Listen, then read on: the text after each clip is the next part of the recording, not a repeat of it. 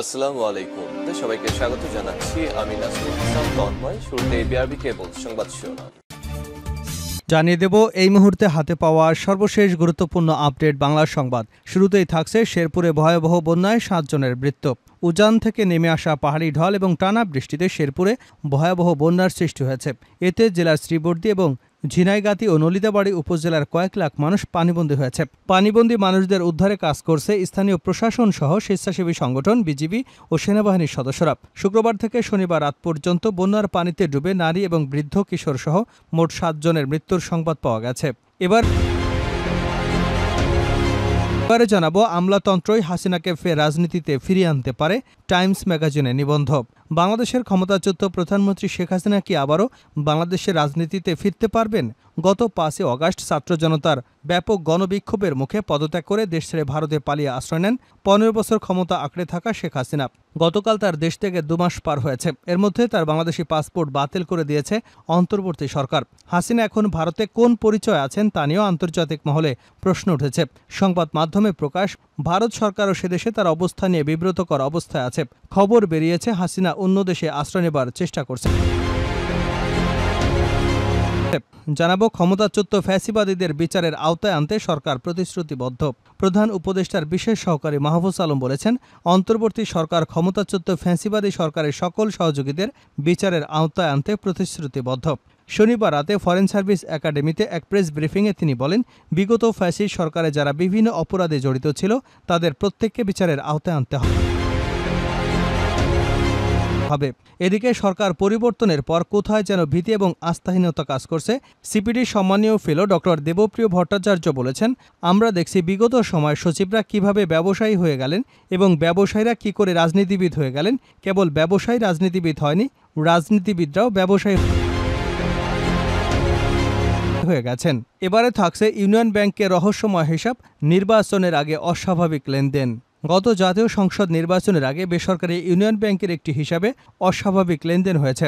নির্বাচনের 1 বছর আগে হিসাবটি খুলে জমা করা হয় নগদ টাকা। এরপর গত বছরের ডিসেম্বরে এসে শুরু হয় নগদ টাকা উত্তোলন। এভাবে এই হিসাব থেকে নির্বাচনের আগে উত্তোলন করা হয় প্রায় 72 কোটি টাকা। ব্যাংকের বনানী শাখা হিসাবটি খোলা হলেও নগদ টাকার বেশিরভাগ উত্তোলন করা হয়েছে প্রধান কার্যালয় নিস্তলা গুলশান শাখা থেকে। ইউনিয়ন ব্যাংকের নথিপত্র পর্যালোচনায় এ তথ্য মিলেছে বলে একটি প্রতিবেদন প্রকাশ করেছে প্রথম আলো। এবং সর্বশেষ জানাবো আন্তর্জাতিক সংবাদ। হিজবুল্লাহর হামলায় লণ্ডভণ্ড ইসরায়েলের পর্যটন নগরী হাইফা।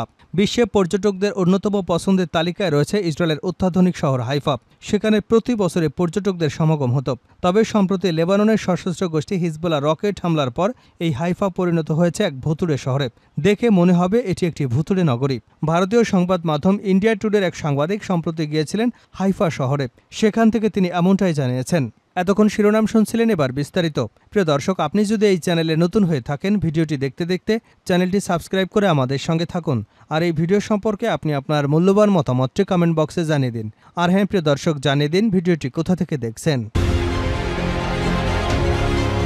শেরপুরে ভয়াবহ বন্যায় 7 জনের মৃত্যু। উজান থেকে নেমে আসা পাহাড়ি ঢল এবং টানা বৃষ্টিতে শেরপুরে ভয়াবহ বন্যা পরিস্থিতি সৃষ্টি হয়েছে। এতে জেলা শ্রীবর্দী, ঝিনাইগাতি এবং নলিতাবাড়ী উপজেলার কয়েক লাখ মানুষ পানিবন্দী হয়েছেন। পানিবন্দী মানুষদের উদ্ধার করছে স্থানীয় প্রশাসন সহ স্বেচ্ছাসেবী সংগঠন, বিজিবি এবং সেনাবাহিনীর সদস্যরা। শুক্রবার থেকে শনিবার রাত পর্যন্ত বন্যার পানিতে ডুবে নারী, বৃদ্ধ এবং কিশোর সহ মোট 7 জনের মৃত্যুর সংবাদ পাওয়া গেছে। এদিকে শনিবার রাত থেকে নতুন করে শেরপুরের সদর এবং নকলা উপজেলার আরও 7টি ইউনিয়ন প্লাবিত হয়েছে। পাহাড়ি ঢল অব্যাহত থাকায় শেরপুরের মহারশী, সোমেশ্বরী, চেল্লাখালী, ভোগাই এবং মৃগী নদীর পানি বিপদসীমার উপর দিয়ে প্রবাহিত হচ্ছে। এতে শেরপুরের সার্বিক বন্যা পরিস্থিতির ব্যাপক অবনতি হয়েছে। এখন পর্যন্ত শেরপুরের 5টি উপজেলার 28টি ইউনিয়নের 2 শতাধিক গ্রাম প্লাবিত হয়েছে। আর পানিবন্দী হয়ে পড়েছেন 1.5 লাখেরও বেশি মানুষ। ঝিনাইগাতি এবং নলিতাবাড়ী উপজেলায় সব সরকারি শিক্ষা প্রতিষ্ঠানকে আশ্রয়কেন্দ্র হিসেবে ঘোষণা করা হয়েছে। কৃষি অফিসের তথ্য মতে জেলার অন্তত 30,000 হেক্টর আমন আবাদ এবং 1,000 হেক্টর সবজি আবাদ ক্ষতিগ্রস্ত হয়েছে। এতে অন্তত 70,000 কৃষক ক্ষতিগ্রস্ত হয়েছেন। শেরপুর জেলার মৎস্য কর্মকর্তা প্রণব কুমার কর্মকারের দেওয়া তথ্য মতে শুধু ঝিনাইগাতি এবং নলিতাবাড়ী উপজেলায় 2057টি মাছের ঘের ভেসে গেছে। ক্ষতির পরিমাণ প্রাথমিক হিসাবে 11 কোটি টাকারও বেশি। নকলা থানার ওসি হাবিবুর রহমান বলেন, সবশেষ শনিবার রাতে নকলায় 1 জনের মৃত্যু হয়েছে। এছাড়া বন্যায় নলিতাবাড়ী উপজেলার 5 জন এবং ঝিনাইগাতিতে 1 জনের মৃত্যু হয়েছে। আমলাতন্ত্রই শেখ হাসিনাকে দেশের রাজনীতিতে ফিরিয়ে আনতে পারে টাইম ম্যাগাজিনের নিবন্ধ। বাংলাদেশের ক্ষমতাচ্যুত প্রধানমন্ত্রী শেখ হাসিনা কি আবার বাংলাদেশের রাজনীতিতে ফিরতে পারবেন? গত ৫ আগস্ট ছাত্র জনতার ব্যাপক বিক্ষোভের মুখে পদত্যাগ করে দেশ ছেড়ে ভারতে পালিয়ে আশ্রয় নেন ১৫ বছর ক্ষমতা আঁকড়ে থাকা শেখ হাসিনা। গতকাল তার দেশ ত্যাগের ২ মাস পার হয়েছে। এরই মধ্যে তার বাংলাদেশি পাসপোর্ট বাতিল করে দিয়েছে অন্তর্বর্তীকালীন সরকার। হাসিনা এখন ভারতে কোন পরিচয়ে আছেন তা নিয়েও আন্তর্জাতিক মহলে প্রশ্ন উঠেছে। সংবাদ মাধ্যমে প্রকাশ, ভারত সরকার সে দেশে তার অবস্থান নিয়ে বিব্রতকর অবস্থায় আছে। খবর বেরিয়েছে শেখ হাসিনা অন্য কোনো দেশে আশ্রয় নেবার চেষ্টা করছেন। এদিকে ৮০ বছরের কাছাকাছি পৌঁছে যাওয়া শেখ হাসিনা রাজনীতিতে ফেরার সম্ভাবনা কতটুকু তা নিয়ে দেশ এবং দেশের বাইরে আলোচনা চলছে। দলের সভাপতির দেশত্যাগের সঙ্গে সঙ্গে আওয়ামী লীগের প্রায় সর্বস্তরের নেতাকর্মীরাই দুর্নীতি আর হত্যা মামলার মাথায় নিয়ে গা ঢাকা দিয়েছেন। নেতৃত্বশূন্য আওয়ামী লীগের তৃণমূলের অনেক একনিষ্ঠ কর্মী মনে করেন তাদের নেত্রী আবার বাংলাদেশে ফিরে দলের হাল ধরবেন। কিন্তু রাজনীতিতে শেখ হাসিনা ফেরা কি আদৌ সম্ভব? হাজারো শহীদ আর অসংখ্য আহত মানুষের আত্মত্যাগের মাধ্যমে স্বৈরাচারের পতন সফল আন্দোলন কি ব্যর্থ হয়ে যাবে?